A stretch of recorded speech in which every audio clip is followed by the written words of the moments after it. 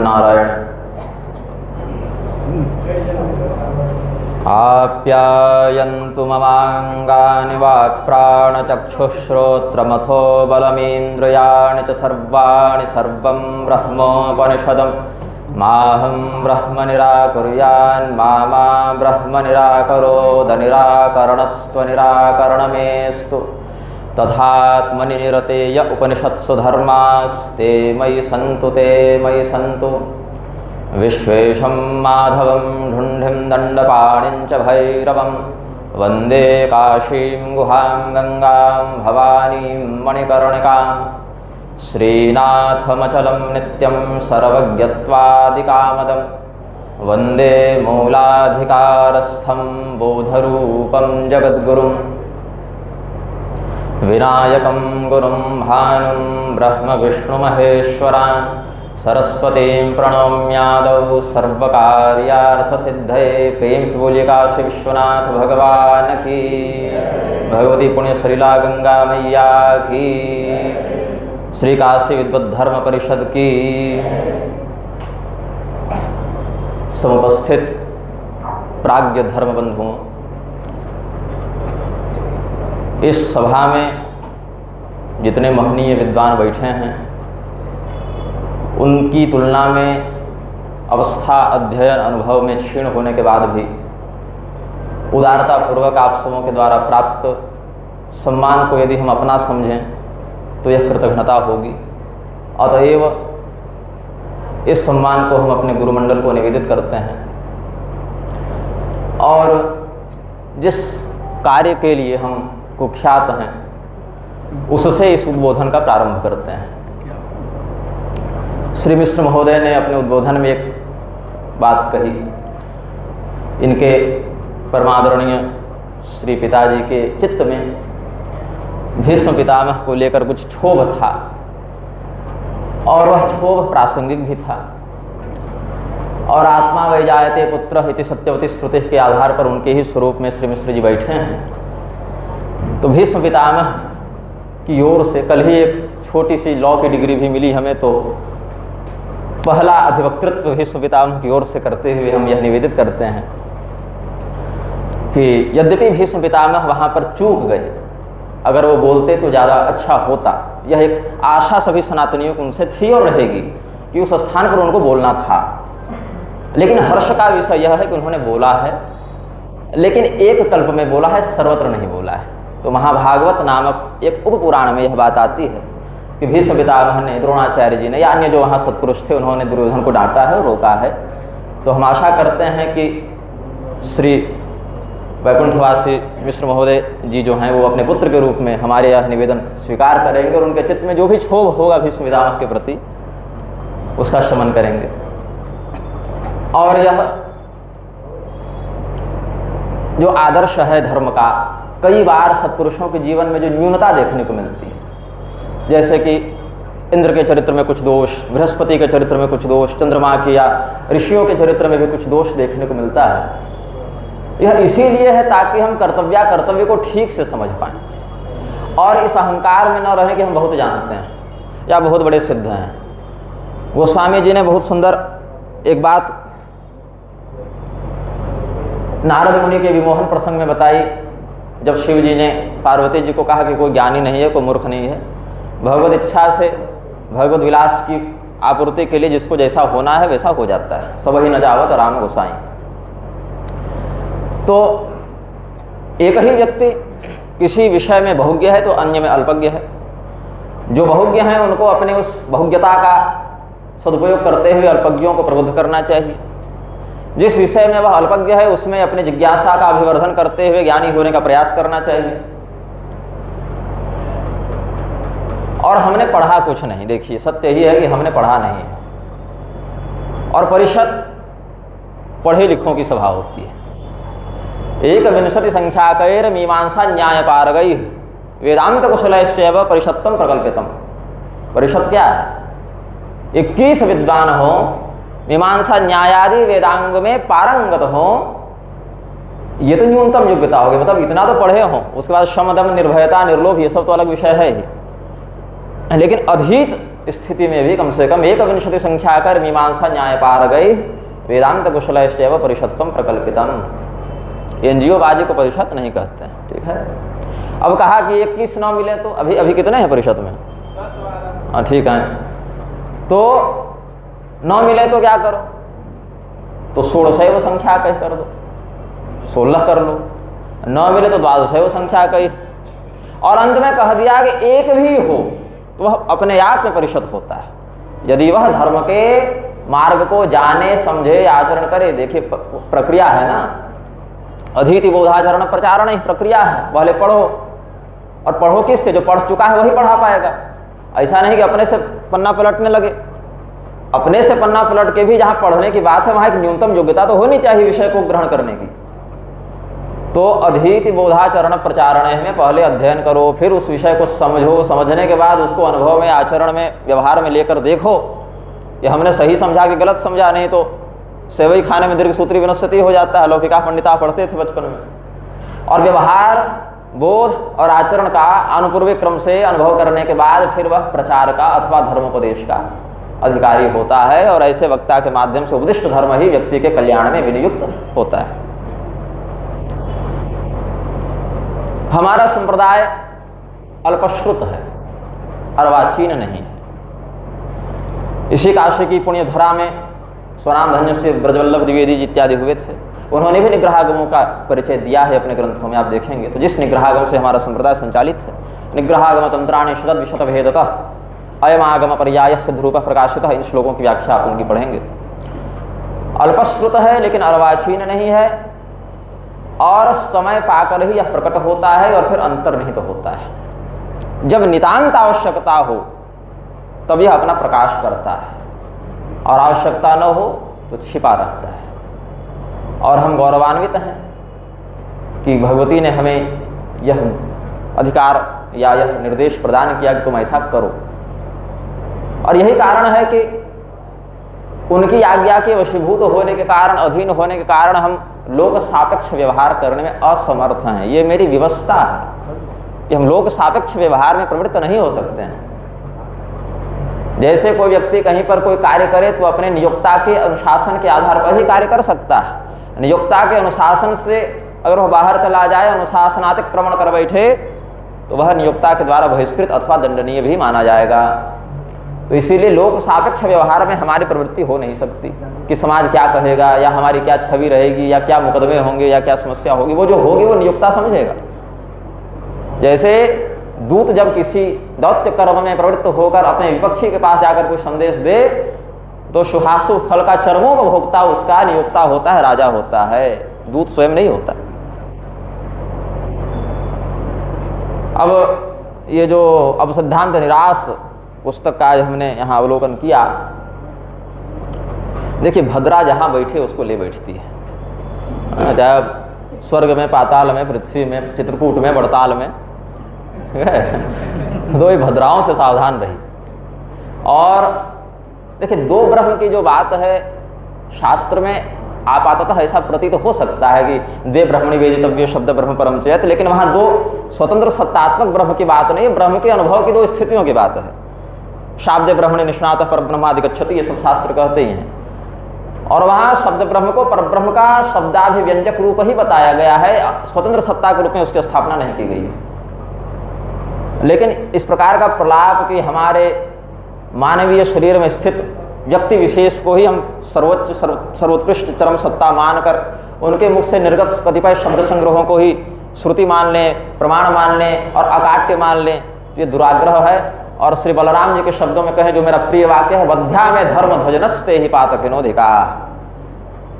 जिस व्यक्ति के ऊपर समाज यह आशा की दृष्टि रखता है कि यह हमें धर्म का यथार्थ उपदेश करेंगे, तर्क संग्रह में कहते हैं ना, आप्तस्तु यथार्थ वक्ता, यथार्थ जो बोले वह आप्त पुरुष होता है। धर्मज्ञ समय प्रमाणम, साम्याचारिक सूत्रकार कहते हैं कि वेद तो प्रमाण है, स्मृतियाँ प्रमाण हैं, धर्मशास्त्र प्रमाण हैं, किंतु जहाँ पर वहाँ विषय समझने में समस्या हो, बुद्धि भ्रमित हो, वहाँ क्या प्रमाण है? फिर अलग अलग विषयों में अलग अलग वाक्यों के प्राप्त होने पर प्रमाण का बल किसे प्राप्त होगा? तो कहते हैं धर्मज्ञ समय प्रमाणम। धर्मवेत्ता निर्मोही कुंभिधान्य, आज खाने भर है, कल तक का भी है, परसों की चिंता नहीं करते। तो कुंभिधान्य, चाणक्य जी के लिए एक विशेषण आया है कई जगह, कुंभिधान्य थे वो।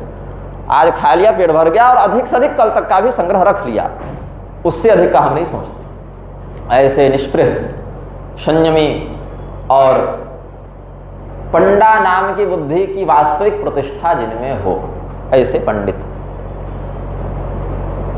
मैं नाम नहीं लूंगा, आप सबों की सुविधा को देखते हुए, अकेले रहता तो ले लेता। इसी काशी में आप सबों के परिचित पंडित राज ओझा जी महाराज, अब कितने पंडित राज हैं, कितने ओझा हैं आप समझ लें। उन्होंने कुछ दिन पूर्व एक स्नेहपूर्ण धमकी दी कि आप काशी आकर किसी पंडित से ठीक से बात करके दिखा दीजिए। हमने कहा बिल्कुल करेंगे, आप पंडित को प्रस्तुत करें। पंडित के लक्षण पर कर्तव्या कर्तव्य कस्य विभाजिका विद्या नाम पंडा शास्त्र इसमें से पंडित इत्यादि लक्षणों पर जब विचार कर लें कि हाँ आप पंडित हुए, आप में कर्तव्य और अकर्तव्य का विवेक विद्यमान है और इन आचरणों में आपने उस विवेक का व्यवहार दिखाया है, फिर चर्चा भी होगी। देखिए बात है कि शिवलिंग पर चढ़े प्रसाद को ग्रहण करते हुए मूषक को देखकर जिस व्यक्ति की बुद्धि छद्म नास्तिकता की ओर बढ़ चली और जॉन मूर इत्यादि या प्रोफेसर रुडोल्फ इत्यादि के सनातन द्रोही साहित्य का अनुसरण करते हुए या उसकी नकल करते हुए सत्यार्थी नामक के काल्पनिक पात्र के कुतर्कों को सत्यार्थ प्रकाश के माध्यम से व्यक्त करते हुए जो आर्य समाज आदि की स्थापना हुई, इसी काशी में कितने सब संघर्ष हुए हैं उन अधर्मियों के विरुद्ध।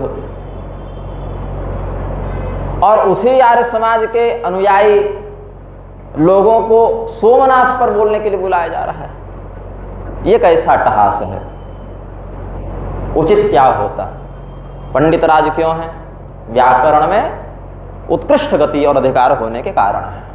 व्याकरण कैसे पाए? तो भगवान पाणिनि की तपस्या के फलस्वरूप आचार्यों ने क्रमानुसार उसका उपदेश अपनी परंपरा में किया और भगवान पाणिनि महादेव जी के प्रत्यक्ष दर्शन अनुभव के माध्यम से, उनके द्वारा एक साकार विग्रह के माध्यम से उत्पन्न ढक्का नाद को अनुभव करके फिर उन्होंने उन सूत्रों का अवगाहन किया।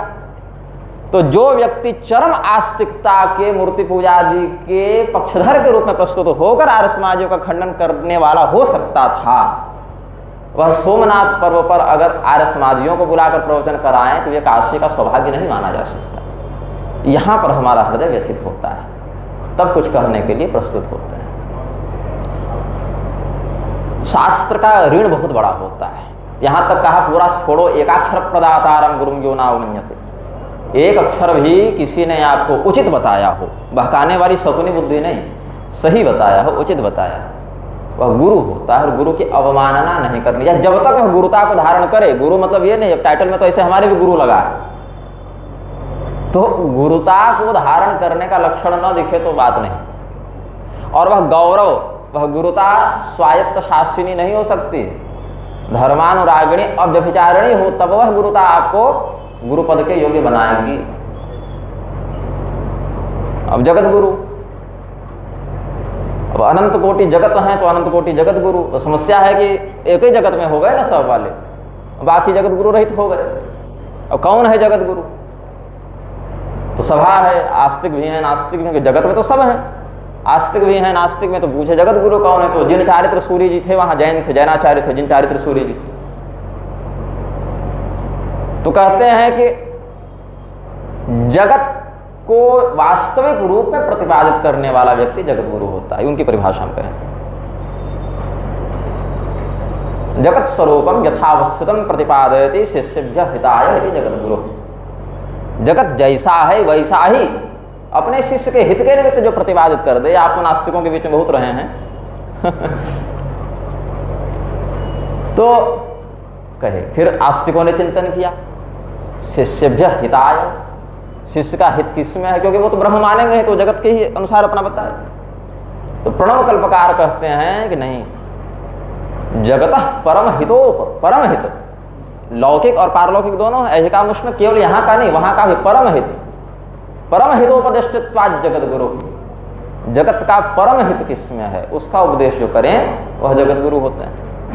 फिर शिव धर्मोत्तर पुराण की परिभाषा देखिए, प्रत्यायाष्टांगवादेन कामार्थाभिहतान नृपान शनैर धर्मेण युंजित, अथवा पाठ में देखें तो शनैर धर्मे नियुंजित। ज्ञान योगे पुनः क्रमात् जगत गुरु सविज्ञेय सर्वभूतानुकंपका। अलग अलग अष्टविध नीतियों का प्रयोग करके जनता को नहीं समझाइए, जनता तो अनुसरण करने वाली हो, राजा को समझाइए, शासक को समझाइए, उसके चरणों में लोटे मत रहिए कि दिल्ली से आ रहे हैं शासक तो ब्राह्मण उनके लिए डमरू बजाकर खुदे वेद पाठ करने लगे, इससे गरिमा घटती है। राजा जब जाता था, अब राजा तो है नहीं, खैर जो कब्जेदार हैं गद्दी के, हम तो यही मानते हैं, लेकिन जब शास्त्रोक्त शासक भी जाते थे तो दूर में अपना तामझाम काफिला वाहन सब छोड़कर और नंगे पांव चलते हुए और शरणागत भाव से आचार्य के चरणों में जाकर और अपने कल्याण का वहाँ पर उसकी परीक्षा करते हैं कि आप हमें बताइए कि मैं कैसे अपने प्रजा का हित करूं और अपना भी उसी माध्यम से कल्याण करूं। अब ये नहीं, अब निर्देश मिलता है शासन कि आप ऐसा करें। हम क्यों ऐसा करें भाई, हम तो जो आचार्य परंपरा से प्राप्त वो करें और तुमको वो करने के लिए बतावें। तो सरकारी पैसा घर में आवे चाहे मठ में आवे, जो रोटी देगा वो हिसाब भी लेगा। इसलिए रोटी केवल परमात्मा की खाओ, इनकी रोटी मत खाओ। ब्राह्मण को द्रव्य दोष अन्न दोष बहुत जल्दी लगता है और हमने पढ़ा कुछ नहीं, हमने केवल पकड़ा चरण, भगवती का चरण पकड़ा। भगवती शब्द जब मैं कहता हूं तो मेरे लिए भगवती शब्द एक उपलक्षण है ब्रह्म तत्व का। उसमें आप नारायण, महादेव, गणपति, सूर्य किसी को भी ग्रहण कर लें। भगवत कृपा से, गुरु आदेश से हम तीर्थ में भेद नहीं देखते, देवता में भेद नहीं देखते, संप्रदाय आचार्य मंत्र नाम इसमें भेद नहीं देखते। तो जब भी मैं नारायण बोलूं तो नारायण उपलक्षण है परमात्मा का, भगवती कहूं तो उपलक्षण है परमात्मा का। अगर किसी ऐतिहासिक आख्यायिका का अलग से प्रतिपादन न किया जाए तो गायत्री जपी, ब्राह्मण के लिए गायत्री ही है।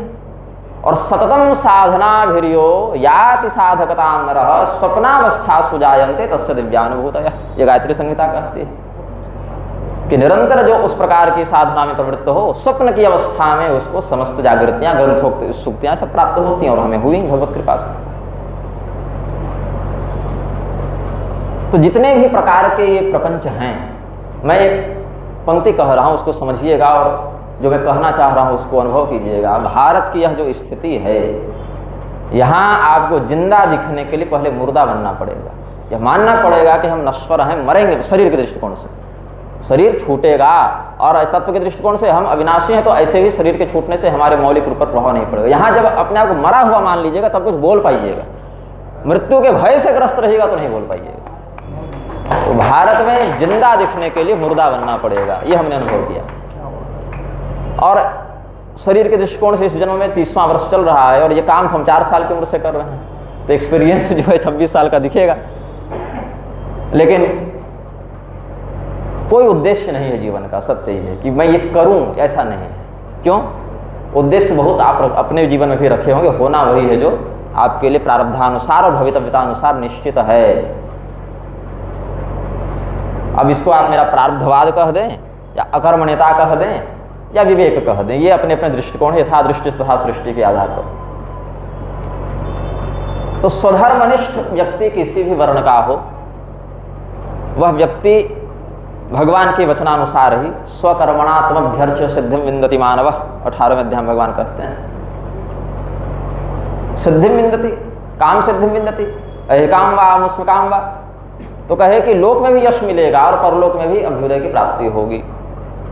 और बनती देखो किसी की किसी से नहीं है, सभी दर्शनों में मतभेद है, पुराणों में भी पर्याप्त आपको एक दूसरे से संबंधित कुछ विरोधाभासी बातें मिल जाएंगी, संप्रदाय में भी भेद है। लेकिन वर्णाश्रमोचित कर्तव्य में कहीं भेद नहीं दिखेगा, चाहे द्वैत हो अद्वैत हो, वर्णाश्रमोचित कर्तव्य का प्रतिपादन सबने एक ही भाव से किया है। वो आधार है, फाउंडेशन है। देखिए नींव एक ही जैसी पड़ेगी लगभग, और उसके ऊपर फिर आप कमरे का इंटीरियर जैसा रखना चाहें वो रख सकते हैं। वो आधार तैयार हो गया तो उसके ऊपर फिर आप अपनी इष्ट कृपा का अनुभव यथा संप्रदायों की रीति से करते रहेंगे, और यहाँ आधार ही समाप्त है। यहाँ देवता की आराधना पहले हो जा रही है। आराधना का अधिकारी बनाने के लिए भगवद आज्ञा के अनुसार जो स्वकर्मनिष्ठ व्यक्ति को बनना था उसका लोप हो गया है। तो इसीलिए जो भी व्यक्ति अपने जीवन के यथाशेष काल का विनियोग सार्थक भाव से करना चाहते हैं, आज मर जाए कोई, कल मर जाए कोई, देखा तो नहीं। और कलयुग में ऐसे भी आयु को अनिश्चित कहा है, इसीलिए वराह मिहिर इत्यादि के मत में देखें तो 100% आयु का निर्धारण करना भी निषिद्ध है कलयुग में। अनुमानतः बता सकते हैं कि ऐसे ऐसे योग हैं तो इतनी इतनी आयु तक की संभावना है, लेकिन जो एक ठोस अस्पष्टता होती है कि इतने में मरोगे, वो निषिद्ध है। क्योंकि आयु कलयुग में अनिश्चित है। तो जो भी जिसके प्रारब्धानुसार बची हो, जब आप रात को सोएं तो यह मानकर चलें अगले दिन उठना नहीं है, और इस संतोष के साथ सोएं कि अब तक का जो मेरा जीवन रहा वो सार्थक रहा। और अगर ये संतोष नहीं हो पा रहा तो काम करने लगे कि वो संतोष जागृत होने लगे। क्योंकि देखिए, हमने एक स्वप्न में भगवती के साथ संवाद हुआ था, तो बभ्रजोपनिषद का हम उस समय संस्तवन कर रहे थे, तो एक श्लोक हमने भगवती से निवेदित किया था, जो आज प्रसंग बस सूर्य गीता का मार्तंड भाष्य हम लिख रहे हैं, उसमें वह हमने भूमिका में संदर्भित किया है। नास्ति लोके जनः कोपे निर्दोषो निर्गुणस्तथा कर्म प्रारब्ध जन्यानाम गुणदोषो समन्वितो। ये भगवती से हमने निवेदित किया था। अर्थ क्या जान ही रहे हैं आप सब, कोई सर्वज्ञ नहीं, कोई अल्पज्ञ नहीं, कोई गुणी नहीं, कोई दोषवान नहीं, यथा प्रारब्धानुसार सब में थोड़ा थोड़ा आपको मिलेगा। त्रैगुणमयी सृष्टि है, यहाँ देवता ऋषि सब, और हमारे पूर्वाचार्यों ने भी अपने स्वाधिकारानुसार यही किया है। हमारे संप्रदाय में 3 मंडल होते हैं। हमारे यहाँ उत्तराधिकारी की परंपरा ऐसे नहीं है, देखिए, कि किसी को उत्तराधिकारी बनाना निश्चित हो या उतने ही काल में कोई बनेंगे। जब जैसी आवश्यकता होगी वैसे मिलेंगे, काम करेंगे, मर जाएंगे, और आवश्यकता हो तो फिर आ जाएंगे। देवी छाचित भविष्यति हम चैवागमिष्यामि, इस भाव से चलते हैं। तो एक 3 मंडल हैं, मूलाधिकार मंडल, युगाधिकार मंडल, आज्ञाधिकार मंडल। मूलाधिकार में भगवान श्री सिद्धनाथ विराजमान है, जो महादेवावतार ही माने गए हैं। नारद पुराण में आप कामाख्या प्रकरण देखेंगे तो उनका वर्णन मिलता है। तो श्रीनाथ, मित्रनाथ और सिद्धनाथ, ये उनके 3 प्रधान परिचयात्मक नाम है। तो श्रीनाथम अचलम नित्यम सर्वज्ञत्वादिकामदम वंदे मूलाधिकारस्थम बोधरूपम जगद्गुरुम, ये कौमारिका खंड जो है मंथान भैरव तंत्र का, वहां वर्णित है उनके विषय। और सर्वज्ञत्वादिकामदम, सर्वज्ञता का वरदान देने वाले हैं। और सर्वज्ञ शब्द से किसका स्मरण होता है? सामान्यतः आदि शंकराचार्य महाभाग का। और वो स्तवन करते हैं कि श्रीनाथ आदि गुरु वंदे सिद्धनाथ आदि रूपिणम, यति दंडेश्वरी विधान में। और श्री विद्यारण्य स्वामी भी मित्रनाथ शब्द से मित्र कुब्जा तथा परम, श्री विद्यारण्य तंत्र का आप देख लें, जहाँ गुरु परंपरा वर्णन कर रहे हैं। अच्छा, विद्यारण्य स्वामी जी स्वयं है दक्षिणामनाय से, लेकिन यहाँ ऊर्ध्वामनाय क्रम में आएंगे, कुब्जिका मतलब। तो भगवती कुब्जिका जो हमारे संप्रदाय में निग्रहेश्वरी के नाम से प्रसिद्ध है, ऐसे मूलतः भगवती कुब्जिका कहते हैं उनको। नवार्ण मंत्र का जो विच्य पद है उसके अधिष्ठात्री वही मानी गई हैं। तो हैं, लेकिन अनुभव करने का, अवगाहन करने का जब कौशल होगा तो वो पकड़ बात वहां से आएगी। जैसे दुग्ध में घृत होता है, सामान्य नेत्रों से नहीं देखने को प्राप्त होता, और बत्ती डाल दें तो बत्ती में दाहिका का उद्भव भी नहीं होता, लेकिन उसका मंथन करके जब घृत आदि का विधिपूर्वक हम ग्रहण कर लेंगे तो फिर वैसे ही इन मंत्रों में, इन नामना में भी वो देवता प्रतिष्ठित हैं। लेकिन सबको सबका अनुभव नहीं होता, और सभी देव रूपों का भी सबको नहीं होता। सभी आचार्यों को परमात्मा का बोध हुआ, लेकिन सभी रूपों में नहीं हुआ। क्रम उपासना में एक बार वो पता चल गया तो फिर सब जगह अन्यता हो गई, क्रमानुसार आराधना में नहीं होता एक साथ। तो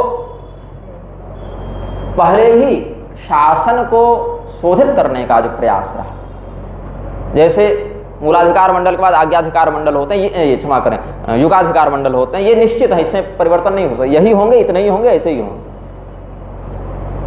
और जैसा कि इन्होंने कहा गृहस्थ, मुंडमाला तंत्र अपर वाली, उसमें देखेंगे तो गृहस्थावधूत शब्द आया है। कौल संप्रदाय में सशक्तिक अर्चना ही है।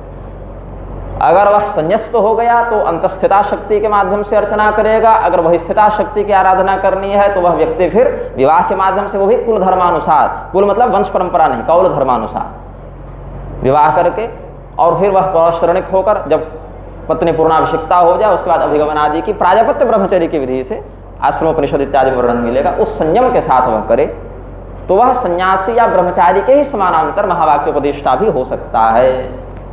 जैसे हमारे अगस्त मुनि हमारे परंपरा में जगतगुरु माने गए, और पुराणों में भी उनके लिए जगतगुरु शब्द है। गौतम मुनि, हमने न्याय नहीं पढ़ा, मीमांसा नहीं पढ़ा, लेकिन युगाधिकारी मंडल में जो हमारे निग्रहाचार्य सतयुग में गौतम मुनि होते हैं उनको प्रणाम कर लेते हैं।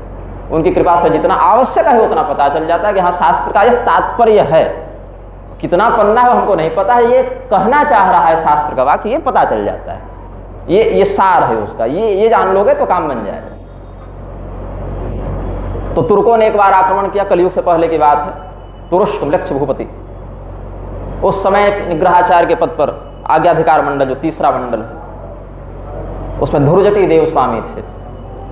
धुरजटी देव स्वामी ने उस समय तात्कालिक मृक्ष भूपति का निग्रह किया था। उनसे पूर्ववर्ती आप देखें भगवान लंकनाथ, जिनका वर्णन मिलता है परमेश्वरी मत तंत्र में, जब रावण को कोणागमन बुद्ध ने वैदिक मार्ग से भ्रष्ट करके, कोणागमन का वर्णन मिलेगा सद्धर्म लंकावतार सूत्र, आप सब जानते हैं, सद्धर्म पुंडरीक, सद्धर्म लंकावतार, ये सब है।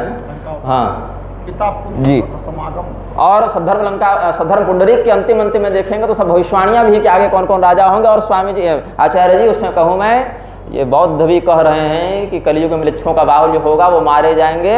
हालांकि कल्कि भगवान का नाम नहीं लिया नालायकों ने, लेकिन कहते हैं कि लड़ेंगे मरेंगे और सत्युग आएगा और वेद की चारों वर्णों की प्रतिष्ठा होगी। ये भविष्यवाणी बौद्ध कर रहे हैं सद्धर्म पुंडरीक के अंतिम में देखें तो जानते वो भी हैं क्या होना है, लेकिन नहीं मानोगे तो हमारे क्षेत्र में थेथर कहते हैं, इधर पता नहीं क्या कहते हैं, निर्लज ग्राम्य गिराम। जी जी। तो रावण को जब कोणागमन बुद्ध के माध्यम से अवैधिकता का कि बहकाव में आकर उसने सब ते बहुविध त्रास से देश निकास जो कह वेद पुराणा, और हनुमान जी जाते कहते हैं सब राक्षस अग्निहोत्र कर रहे हैं। अग्निहोत्री भी अधर्मी हो सकता है, ये संभावना देखिए ना। वेदज्ञ भी अधर्मी हो सकता है यदि वह जितेंद्रियता का पालन न करे। श्रुति का अक्षर बोध होना श्रुति के तात्पर्य बोध का परिचायक नहीं होता है, दोनों में भेद है। यही कारण है कि जो अग्निहोत्री प्रातः काल उठकर अपने अग्नि की उपासना कर रहे हैं, वो अपना अग्नि जगाए और नाश्ता पानी किए और लिए तलवार लेकर ऋषियों को काटने के लिए कि तुम कैसे अग्निहोत्र करते हो। तो ये क्या है? आसुर तपस्या कर्षयंत शरीरस्थम भूतग्राम चेतसः माम च माम शरीरस्थम तान विद्यासुर निश्चयान, असुर निश्चयी हो गई। उस समय रावण का वध किया भगवान श्री रामचंद्र जी ने, विभीषण जी को गद्दी मिली और विभीषण जी भगवान के स्वधाम गमन के बाद कुछ कालांतर में थोड़े प्रमादी हो गए, भगवान माया वशीभूत होकर और प्रमादी हो गए। तो उस समय भगवान श्री सिद्धनाथ जी ने विसूची के वंश में जो उत्पन्न हुए थे भगवान श्री लंकानाथ, उनको लंका में 100 साल के लिए गद्दी दी, बैठाया, कहा कि तुम यहाँ के असुरों को मार्गदर्शन दो। असुरों का मार्गदर्शन किया हमारे पूर्वाचार्यों ने, मृक्षों का निग्रह किया और मनुष्यों का करते रहे। और नंदी रुद्र प्रबोध या भगवान कृष्ण मार्तंड जो हमारे संप्रदाय में द्वारका पीठ के अंतर्गत जो निग्रहाचार्य की गद्दी थी उस समय द्वारका क्षेत्र के लिए, वहाँ पर 10वें मंडल में 10वें स्थान पर वो आते हैं कृष्ण मार्तंड भगवान 10। तो वो कहते हैं वहाँ पर जितेंद्र युगलम चैव यस्य किंकरताम गता। जितेंद्र युगलम, महेंद्र और इंद्रसेन, ये दो इंद्र हैं ना, बलि और देवराज, इनके द्वंद्व को उन्होंने समाप्त करवाया।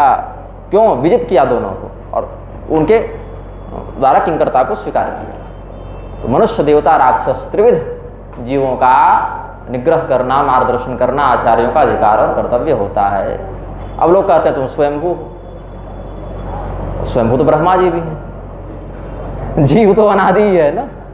खैर यहाँ तो दूसरा संदर्भ है, ये कहने का अर्थ है अल्पश्रुत होना और अप्रामाणिक होना, इसमें भेद है। और जो उसको समझने का प्रयास करेगा, जानने का प्रयास करेगा, उसको बहुत लंबी यात्रा पर निकलना पड़ेगा, बहुत लंबी। संकेतान व्यक्तियों यत्र आचार्यस्य कुले भवेत्, आज्ञा पारमेश्वरी कहती है, भगवान सिद्धनाथ को भगवती कुब्जिका कहते हैं, सभी नहीं जान पाएंगे इस संप्रदाय को। संकेतान व्यक्तियों यत्र आचार्यस्य कुले भवेत्, जो संकेतों को समझने का कौशल रखेगा और उस साधना के मार्ग में प्रवृत्त होगा, वह जानेगा, वह समझेगा। ऐसे ही हम भगवती बिंब देवी का स्मरण करते हैं। जब कोंकण में बौद्धों का आक्रमण हुआ, अत्याचार हुआ और हमारे सनातन धर्मावलंबियों के मंदिर ध्वस्त किए जाने लगे, वर्णाश्रम का विरोध करने लगे वो लोग, तो वहाँ पर एक देवी प्रकट हुई जिनको हम बिंब देवी कहते हैं। उन्होंने कहा हम बौद्धों से शास्त्रार्थ करेंगे, तो कहा हम स्त्रियों से शास्त्रार्थ नहीं करते। तो कहा किससे करोगे शास्त्रार्थ? तो कहा हम पुरुष से शास्त्रार्थ करेंगे। और उस समय कोई पुरुष निग्रहाचार्य के पद पर थे ही नहीं, तो कहाँ से लाएं? तो पुरुषालिंग मुद्रा का प्रयोग करके उन्होंने अपने आप को पुरुष के रूप में प्रकट किया। कहा कि शरीर न बदलना है, आत्मा तो लिंग निरपेक्ष तत्व है, दैहिक लिंग आत्मा के ऊपर लागू नहीं होते। तो उन्होंने स्वयं को पुरुषालिंग मुद्रा का प्रयोग करके पुरुष के रूप में अभिव्यक्त किया। अब शास्त्रार्थ करो। तो पहला चरण का शास्त्रार्थ हुआ। 25 बौद्धाचार्य उधर से थे, इधर से अकेले ये भगवती बिंब देवी। तो वहां पर पहला चरण का शास्त्रार्थ हुआ, विजय प्राप्त हुई। तो विमलांबा उनका नाम पड़ा। अम्बा पदांत होते हैं शाक्तों में, आनंदनाथ और अम्बा पदांत होते हैं, तो विमलांबा भगवती उनका नाम पड़ा। ऐसे करते आगे आगे फिर चिद्दिव्यंबा और नागांबा, कुमारी अम्बा, ऐसे करते आगे बढ़े हैं। और अंत में जो है भद्रांबा देवी के नाम से उनको चरम विजय 10वें चरण में शास्त्र 10वें कोटि के शास्त्रार्थ प्राप्त होती है। और उन 25 को फिर वो अपने आस्तिक मत में फिर दीक्षित करते हैं। तो ऐसे पहले से 25 शिष्य थे, 50 शिष्य उनके मानते हैं। तो ऐसे अनेकानेक हमारे पूर्वाचार्यों का संदर्भ आगमों में मिलता है, निग्रहागमों में मिलता है सब।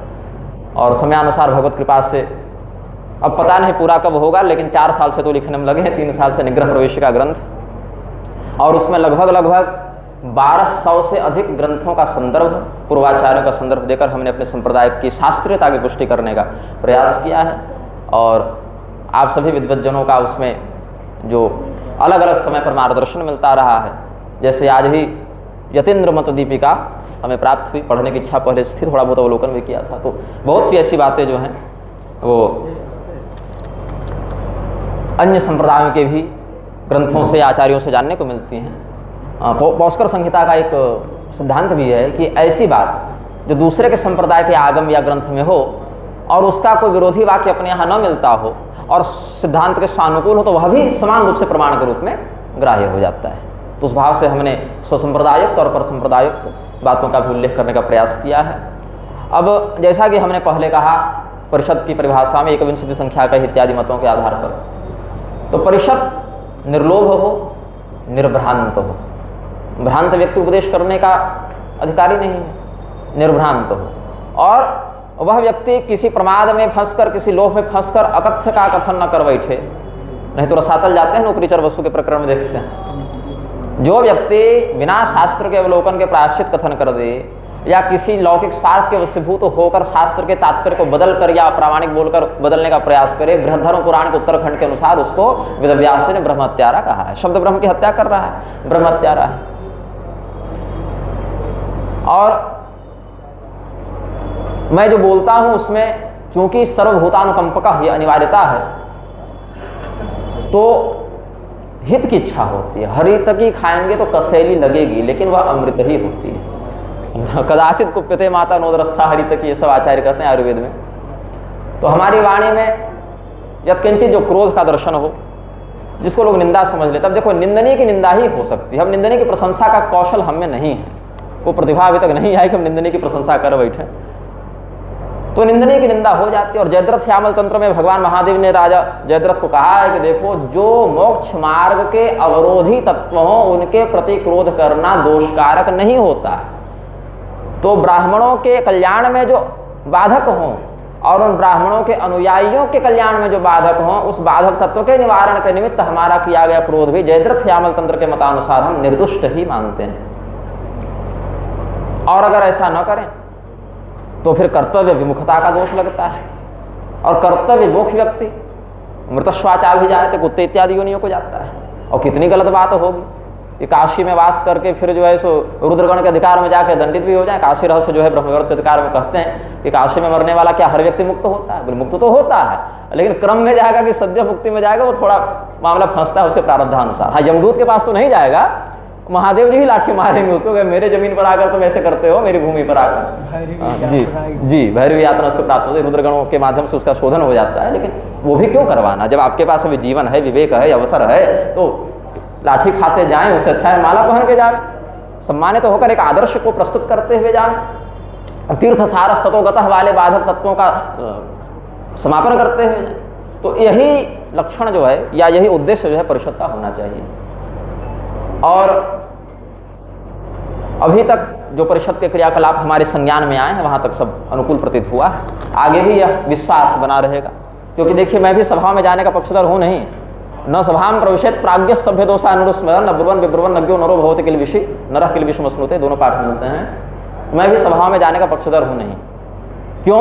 वही बात है जो पहले उद्बोधक महोदय श्री मिश्र जी ने कही, कहोगे तो फंसोगे, नहीं कहोगे तो फंसोगे, सही कहें गलत कहें, पैसा देख करके। अब देखा आज तो मेरी मोटी कमाई हो गई, मुझे बहुत बड़ी संपदा आज मिल गई यहाँ पर। तो ऐसा कोई आयोजन हो तो जाना सार्थक लगता है, और नहीं तो भैया हम अपने राम आप अपने राम। और ये खून हड्डी शरीर एकासी, तो प्रवृत्ति और निवृत्ति दोनों को एक तराजू पर दिखा देती है। एक से एक ऐश्वर्य और एक से एक वैराग्य, दोनों यहाँ आपको देखने को मिलेंगे। तो जो खून हड्डी सप्तधातु पंच भौतिक शरीर हमारा स्वाप का जो जलना, इसको स्वाप करो, जलना भी सौभाग्य है। अब कि जल गए विधि पूर्वक, तो सौभाग्य जानना चाहिए। किसी महत्वपूर्ण के फलस्वरूप आपको उचित अंत्येष्टि का सौभाग्य मिल रहा है। अब तो कलयुग में वो भी दुर्लभ है। तो इसीलिए दैहिक स्थिति के उपलब्धियों का कोई मोह नहीं, अहंकार नहीं, विरोध का भी कोई भय नहीं। जो शास्त्र ने कहा और वास्तविक फाइलिंग जहाँ चार्जशीट बन रही है भगवान चित्रगुप्त के यहाँ, वहाँ हमको क्या जवाब देना है, और चतुर्द्वारों में कहाँ से प्रवेश करके धर्मराज का किस मुख से हम सामना करेंगे, इस बात के लिए स्वयं को तैयार करना। और मैं एक अनुभव बताऊं अपना, जिस व्यक्ति को गम्यागमन का बोध नहीं, जिस व्यक्ति को भक्षाभक्ष का बोध नहीं, कर्तव्य का बोध नहीं, ऐसा म्लेच्छ भी मुसलमान भी अपने मत में जिसकी मान्यता हो ऐसे जन्नत पर विश्वास करके बम बांधकर फटने के लिए तैयार हो जाता है, लेकिन सनातनी कथित आचार्यों तक को उस स्तर की आस्तिकता प्राप्त नहीं है कि हम अपने परलोक के उस स्थिति को भी भरोसा कर सकें। वो बम बांध के फटने के लिए तैयार है, और कोई विष्णु भगवान का अवतार अमुक नेता को बता दे, कोई शिव जी का अवतार अमुक नेता को बता दे, और वास्तविक जो हमारे देवता हैं उनके मंदिरों को तोड़कर नालिंग बहा दे रहे हैं। तो इस स्थिति में म्लेच्छ के स्तर की आस्तिकता भी अगर गुरुओं में नहीं दिखेगी तो अनुयायियों में क्या दिखेगी। और ये क्षोभ का, चिंता का और समय रहते शोधन का विषय है। परिषद इस उद्देश्य को बिना किसी लोभ, प्रमाद या भ्रांति के निर्वहन करेगी, इस विश्वास के साथ हम यहाँ आए हैं। और अगर ऐसा नहीं होगा तो फिर तो हम हैं नहीं, फिर एक बदनामी झेलेंगे, लेकिन साथ नहीं छोड़ेंगे। पहले वालों का भी साथ नहीं छोड़े थे, लेकिन अगर आप अब जैसे जटा वाले गुरुजी दिल्ली में थे, उनका नाम छाप के कह दिया कि वेदव्यास जी शूद्र हैं। भैया जो हैं वो अगर अपनी गारंटी पर गए समझ में आते तो कपट कर रहे हैं। फिर आपने जो वहाँ नहीं हैं या जिनका वह मत नहीं है उनके नाम पर नकली दस्तावेज बनाकर कह देना कि उन्होंने ऐसा मत किया, ये भी ब्रह्मघात ही है। तो ये कपट विद्वानों को शोभा नहीं देता है। आप सबों के जीवन से प्रेरणा लेकर सहस्रों विद्यार्थी अपने शास्त्राध्ययन में लगे हुए हैं। हजारों विद्यार्थियों का आपने तैयार किया, हमने तो एक को भी नहीं पढ़ाया, आपने तो हजारों को पढ़ाया। और गुरु भाव से वो आपको देखते हैं, आपके चरित्र या कथन को प्रमाण के रूप में समझते हैं, तो आपकी बहुत बड़ी जिम्मेदारी है कि आप अपने महनीय पद पर बैठे स्वयं प्रमाणम गुरुते लोकस्तदनु वर्तते के आधार पर। और यह जिम्मेदारी और बढ़ जाती है जब श्रुति कहती है, यान विद्यानि चरितानि वाले भाव में तैत्तिरीय श्रुति कहती है कि भैया हम भी परमात्मा नहीं हैं, माया मोह का प्रभाव हमारे चिंतन पर भी पड़ सकता है, इसीलिए हमने जो कहा है शास्त्र की मर्यादा के अनुकूल सो तुम करना, समझना, शरण में लाना, और यदि उस मार्ग से हमें ही भटका हुआ देखो तो उसकी नकल मत करना। इतनी उदारता श्रुति ने गुरुओं को कहने के लिए बताई है। अब क्या होगा, गुरुजी जो हैं सो गुरुजी एकमात्र हैं, सर्वज्ञ हैं, सर्वोच्च हैं, सार्वभौम हैं, अकाट्य हैं, अखंड हैं। ब्रह्म के जितने विशेषण हैं सब गुरु जी में ही हैं। तो ये लक्षण केवल वचन का नहीं, आचरण का विषय होना चाहिए। हमारे पूर्वाचार्यों ने हर परिस्थिति में काम की अधिकता में भी कर्तव्य का कैसा पालन किया जाना चाहिए, क्रोध की अधिकता में भी कैसा किया। सुदर्शन प्रकरण देखिए, जहाँ पर वो धर्म परीक्षा लेने आते, मृत्यु जो लाठी लेकर पीछे पड़ी रहती है महाभारत में, क्रोध पर विजय का उदाहरण, काम पर विजय का उदाहरण आप देखिए। हनुमान जी चिंतन करते हैं कि देखो हमने रावण के महल में अव्यवस्थित वस्त्रों वाली स्त्रियों को देखा रात को मंदिरोन्मत्त अवस्था में, तो क्या हमारा ब्रह्मचर्य खंडित तो हो गया? बोले नहीं, मन में कोई विकार नहीं आया। अब डॉक्टर है मानो पोस्टमार्टम ही कर रहा है तो अलग अलग अंगों को देख रहा है, वो निर्विकार भाव से देखता है। वैसे ही अब काम, क्रोध, मद, लोभ, ईर्ष्या सब शरीर में अलग अलग षड्विकार के रूप में है, रहेंगे भी, उसी से बना ही है शरीर, तो उससे बाहर तो जाएगा नहीं।